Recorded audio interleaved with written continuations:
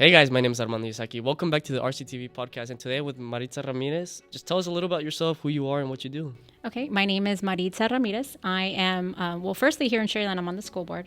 I serve on the Sherryland School Board. I also am a business owner. I own a couple of businesses here locally. And I identify most with my passion, which is being a childhood cancer advocate and founder of the Greater Goal Foundation. So as we all know, September is Childhood Cancer Awareness Month. So what exactly does it mean? What is childhood awareness? Well, Childhood Cancer Awareness Month, like you said, is in September. And basically what that is, it's a month that we take to honor and remember kids who are battling cancer, who have battled cancer. I think one of the things that people forget with this specific disease and children is that a lot of these children are homebound. Right. So you remember going through COVID, you had to wear a mask all the time. Well, that's kind of been the life for kids with cancer for as long as they've been treating it. Right. So these kids are immunocompromised. They have to stay home. They kind of get, lost or forgotten about. They don't get to see their friends. They don't get to interact with their teachers. They don't have a real classroom experience. So, for me, it's really important to bring awareness to the cause for a few reasons. But in September, I really like to pull the kids out, put pictures of them everywhere, and just remind people that all around us that there's children battling cancer in every single school. I think the statistic is like 1 in 249 children or something like that has cancer. That's really sad. So it's not rare, right? And another statistic that's interesting is every single day, 47 children diagnosed with cancer in the United States. That's a lot. So on any given day, that's the average is 47 children. So like I said, it's not rare. Yeah. That's what this month is for, is to create awareness for that specifically. And how does bringing awareness help the children? That's a really interesting question. I get asked that all the time because awareness doesn't necessarily raise money or do anything, and people are like, wearing gold, is it I've never wanted it to be a trendy thing. I didn't invent Go Gold, right? That's a national kind of movement to create awareness. Unfortunately, childhood cancer, there's many different childhood cancers, but there aren't any cures for childhood cancer, and there hasn't been breakthroughs in years, and the reason why is because there's no funding for it. I'll give you a specific statistic is National Institute for Cancer Research, only 4% of their funding goes to childhood cancers. Wow. 4%, that's it. All childhood cancers, there's, over 100, and kids only get 4% of that funding. So the awareness piece is you create awareness to ideally spark interest in somebody who can make the difference in funding, right?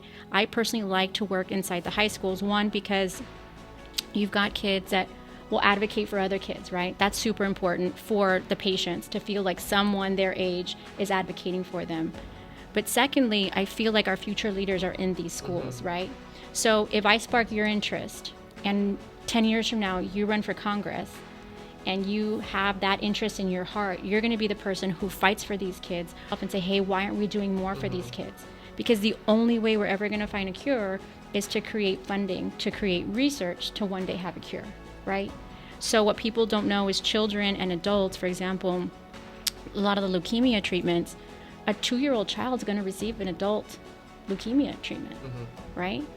When you're little, your parents are like, oh, your baby, and oh, you can't drink that, you can't drink that. I've met babies who were born with cancer and were given chemo at 1 day old, right? Yeah. So those are things that people don't know. So when we create awareness, we hope that it sparks interest, and that interest will one day lead to hopefully a cure through that avenue of funding and advocacy on the national level. And what is our school, and not even just our school district, what do they do to help raise awareness and help raise funding?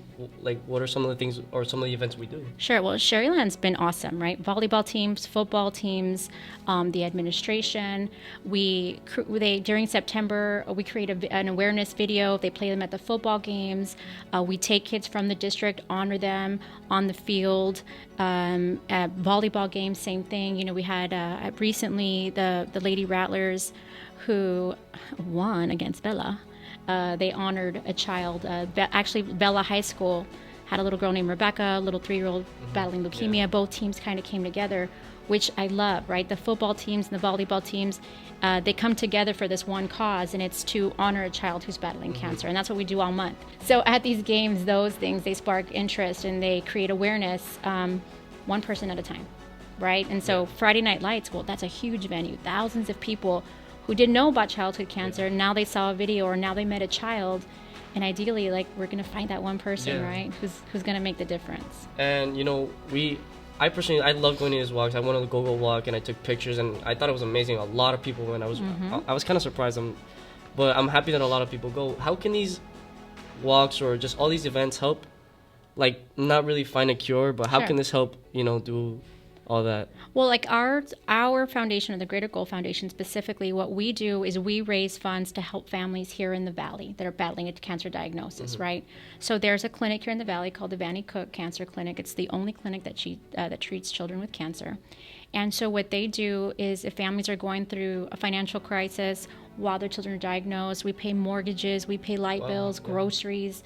Unfortunately, we've paid many funerals. That's sad. It is. And so that's what we do. So if you want to make an impact on a local level, work with a foundation like Greater Gold. There's other foundations, not just mine, that impact the children in the Valley directly.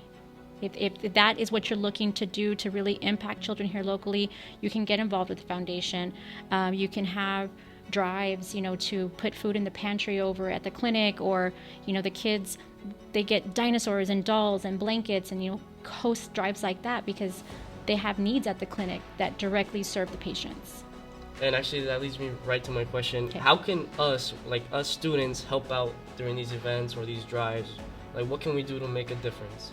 Well, that's what I would suggest is, hey, if you want to have a direct impact on the kids, we do $1,000 grants, right? So if you wanted to raise funding, you can raise funding. It can come to the foundation, and every $1,000 goes to help a different family. Or you can do things just like collect items for the clinic, right? So these kids go, for example, the leukemia patients, right? Little girls are in treatment for 2 years, little boys are in treatment for 3 whole years of their life.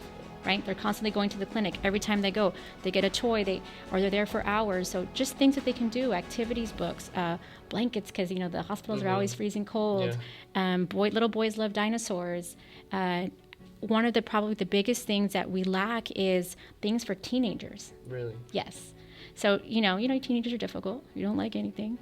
So we're always trying to find things to give teenagers, right? Boys, I buy them like little cologne or little Nike wallets, or just something cool to give them, right? So they're not getting little dinosaurs every time they go to the clinic. So I think that would be really impactful, because you can collect things for kids your age, because you know what kids your age like, right? So there's a lot of ways that you can collect things to help patients directly.